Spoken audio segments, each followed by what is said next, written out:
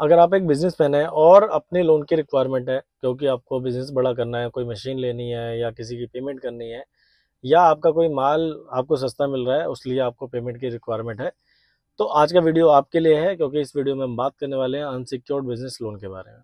Video start करने से पहले सभी से रिक्वेस्ट करूंगा कि आप चैनल को सब्सक्राइब जरूर कर दें, क्योंकि इस वीडियो में इस चैनल पे हम बात करते हैं आप कैसे बैंक से लोन ले सकते हैं, कैसे इजीली अनसिक्योर्ड फंडिंग ले सकते हैं। तो वीडियो को लाइक, चैनल को सब्सक्राइब और वीडियो को शेयर जरूर कर दें, ताकि ये वीडियो उन लोगों तक पहुंच सके जिनको लोन की रिक्वायरमेंट है। तो वीडियो को स्टार्ट करते हैं। सबसे पहले ये समझते हैं कि बिजनेस लोन क्या होता है और उसका क्या मतलब होता है। तो बिजनेस लोन का सिंपल सा मतलब ये होता है कि आपको जिस लोन के लिए आप जिस लोन को लेने के लिए आपको बैंक को कोई भी चीज़ गिरवी नहीं रखनी है।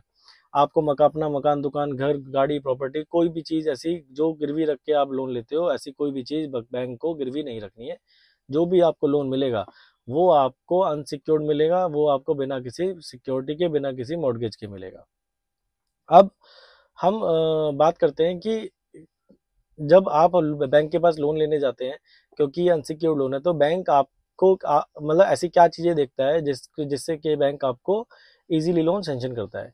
तो बैंक जो जो है वो सिर्फ 3 चीज़ों को देखता है, जैसे कि पहला आपका सिबिल, दूसरा आपके बैंक स्टेटमेंट, तीसरी आपकी टर्नओवर। तीनों को एक-एक करके समझते हैं और ये समझते हैं कि तीनों में क्या-क्या किस तरीके से बैंक ये डिसाइड करता है कि आपको कितना लोन देना चाहिए।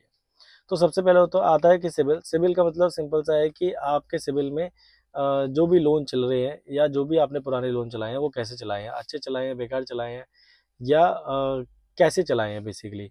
तो इस चीज़ को देखने के लिए, इस चीज़ को जज करने के लिए इस चीज़ को देखने के लिए जो सिबिल है, सिबिल आपको स्कोर देता है। अगर आपका सिबिल 750 एंड अबव है तो उसका मतलब आपके सारे लोन बहुत बढ़िया चल रहे हैं, कभी कोई दिक्कत नहीं हुई, आपने कोई भी ईएमआई बाउंस नहीं करी। अब अगर आपका सिबिल स्कोर 700 से 750 के बीच में है, तो आपका सिबिल स्कोर का मतलब ये है कि आपने कहीं थोड़ी बहुत, कहीं ना कहीं दिक्कत है, कहीं ना कहीं थोड़ी बहुत बाउंसिंग हुई है, बट वो आपने क्लियर कर दी, उसके मतलब उसकी वजह से ज़्यादा दिक्कत नहीं है। अगर आपका सिविल 600 से जितना कम होता जाएगा, 700 से जितना कम होता जाएगा, उतना सिविल की दिक्कत, उतने आपको लोन लेने में दिक्कत बढ़ती जाएगी, क्योंकि इसका मतलब ये होता है कि आपने जो लोन पुराने लिए हैं वो आपने टाइम से रिपे नहीं करे, वो आपने सही से नहीं चलाए। तो हमेशा कोशिश करो कि आपकी जो ईएमआई है वो टाइम से जाए, टाइम से आप उसको रिपे करो, टाइम से आप उसकी पेमेंट जिस भी बैंक से आपने लिया है, क्या वो कार लोन है, ऑटो लोन है, गोल्ड लोन है, आपने कोई मोबाइल ले लिया है, कोई आपने वॉशिंग मशीन ले लिया, कोई फ्रिज लिया है, सारी ईएमआई आपने टाइम से देनी है, जिससे कि आपका सिबिल स्कोर बना रहे और आपको आने वाले टाइम में लोन लेने की जरूरत ना पड़े। दूसरा, आपके टर्नओवर। टर्नओवर मतलब 1-1.5 करोड़, 2 करोड़ की आपकी टर्नओवर है और आपको बढ़ानी है 5 करोड़। तो पहले बैंक ये देखता है कि जब आपकी 1 करोड़ की टर्नओवर है तो उसके अगेंस्ट में आप कितनी टर्नओवर बैंक को दिखा रहे हैं, बैंक को दिखा गवर्नमेंट को दिखा रहे हैं। गवर्नमेंट को दिखाने का मतलब इंडिया में क्या है, कच्चे और पक्के की टर्नओवर मानी जाती है।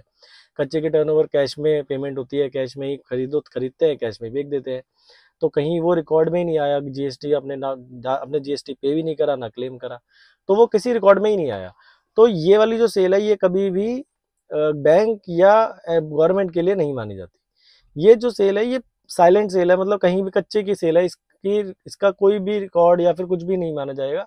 सिर्फ जो पक्के की सेल होती है, जो जीएसटी 3B में आप फाइल करते हो, जो जीएसटी 3B में आप गवर्नमेंट को ये बताते हो कि भाई मैंने इतनी सेल करी और इसके अगेंस्ट में इतने रुपए मेरे अकाउंट में आए, यही सेल, तो वही सेल पक्के की मानी जाती है और उसी पे आपका लोन मिलता है। तो एक एवरेज सेल 1-1.5 करोड़, 2 करोड़ की होनी चाहिए अगर आप लोन के लिए अप्लाई कर रहे हैं। इससे कम की सेल है तो भी हो जाएगा लोन, बट वो देखना पड़ता है कि फिर कौन से एनबीएफसी से होगा, क्योंकि इससे छोटी सेल पे सारे एनबीएफसी लोन करते हैं, बैंक लोन नहीं करते। अब तीसरा आता है कि आपकी जो बैंक स्टेटमेंट है वो कैसी है। तो बैंक स्टेटमेंट क्या है, एक आपके बिजनेस के बारे में सब कुछ बता देती है। बैंक स्टेटमेंट में क्या है, आपके पैसे कितने आ रहे हैं, भाई आपने 1 करोड़ का माल बेचा, कितने रुपए आपके अकाउंट में आए, ये देखा जाता है। आपने जो चेक इशू करे वो कितने बाउंस हुए, ये देखा जाता है। जो चेक आपको रिसीव हुए, जो आपने पार्टियों को दिए और पार्टियों से लिए, वो कितने बाउंस रहे, इनवर्ड आउटवर्ड रिटर्न कितने हैं आपके, ये देखा जाता है। चौथा, आपके अकाउंट में ऑन एन एवरेज कितने रुपए पड़े रहते हैं, भाई क्या आपका आप कितना बैंक बैलेंस मेंटेन करके रखते हैं, ये देखा जाता है। तो ये कुछ चीजें हैं जो कि बैंक ये देखता है लोन करने से पहले कि आप कैसी चला रहे हैं। बैंक स्टेटमेंट समझ लो कि आपके जो बिजनेस है उसका आईना है, ये उसका मिरर है कि बैंक स्टेटमेंट आपके बिजनेस के बारे में सब कुछ बता देती है। अच्छी बैंक स्टेटमेंट, अच्छा लोन अप्रूव आपका होगा। अगर आपकी स्टेटमेंट बैंक स्टेटमेंट ज़्यादा अच्छी नहीं है तो वो लोन अप्रूव क्या पता ना भी हो। तो आप कोशिश करो जितनी ट्रांजैक्शन कर रहे हो वो अपने अकाउंट में करो। जितना आपकी सेल है वो नंबर 1 की सेल करो, कच्ची की सेल ना करो, जिससे कि आपको फ्यूचर में अपना बिजनेस बड़ा करने में जब ऐसी दिक्कत ना आए। जब आप अपना बिजनेस बड़ा करोगे तो आपको ये दिक्कत आएगी कि भाई लोन की ज़रूरत है, तो आपको लोन ईजिली मिल जाए। तो अगर हम बैंकों की बात करें तो HDFC, Axis, ICICI, Tata, sorry Kotak, Standard Chartered, ओशिया, ये कुछ बैंक्स हैं जो आपको इजीली लोन प्रोवाइड करा रहे हैं। और अगर हम एनबीएफसीज की बात करें तो बजाज, पूनावाला, टाटा, चोला, पूना, ये पीरामल, ये कुछ एनबीएफसीज है जो आपको इजीली लोन प्रोवाइड करा रही है। हर बैंक की पॉलिसी अलग अलग होती है। हर बैंक के लिए का जो कस्टमर है, कस्टमर का जो नेचर ऑफ बिजनेस है वो अलग अलग होगा। हर बैंक के पैरामीटर्स अलग है, हर बैंक की पॉलिसी अलग है। तो हम क्या करते हैं, हम आपसे डिस्कस करते हैं, सर आप क्या करते हैं, कितने आपके लोन चला रहे हैं, कितनी आपकी ईएमआई चल रही है, कितने आपने लास्ट 12 महीने में कितने लोन लिए हैं, टोटल ईएमआई जो आप दे रहे हैं सर वो कितने रुपए की है, टोटल आउटस्टैंडिंग कितना है, कितने आपने लोन लेके क्लोज कर दिए। ये कुछ बेसिक क्वेश्चंस है, जब आप हमें कॉल करते हैं तो हम आपसे पूछते हैं ताकि हम आपकी फाइल को सही जज कर पाए और उस फाइल को जज करके सही बैंक में भेज पाए या सही एनबीएफसी में भेज पाए, जिससे कि आपके अप्रूवल होने के चांसेस 80 से 90% बढ़ जाते हैं।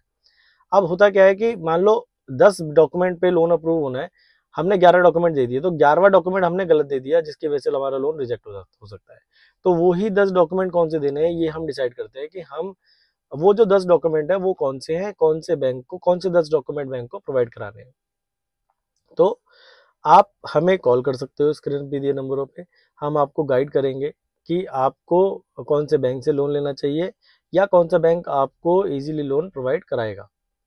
पैन इंडिया हमारी सर्विस अवेलेबल है, तो आप दिल्ली से हो, मुंबई से हो, चेन्नई से हो, कोलकाता से हो, आप उत्तर प्रदेश से हो, आप हरियाणा से हो, कहीं से भी हो, आपको लोन ऑनलाइन कराया जाएगा, आपकी लोकेशन से कराया जाएगा।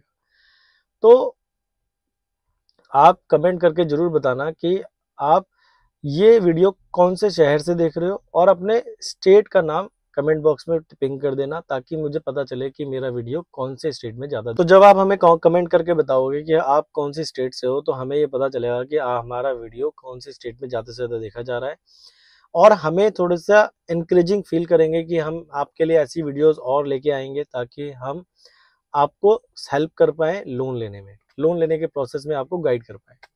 तो don't forget to share, like and subscribe.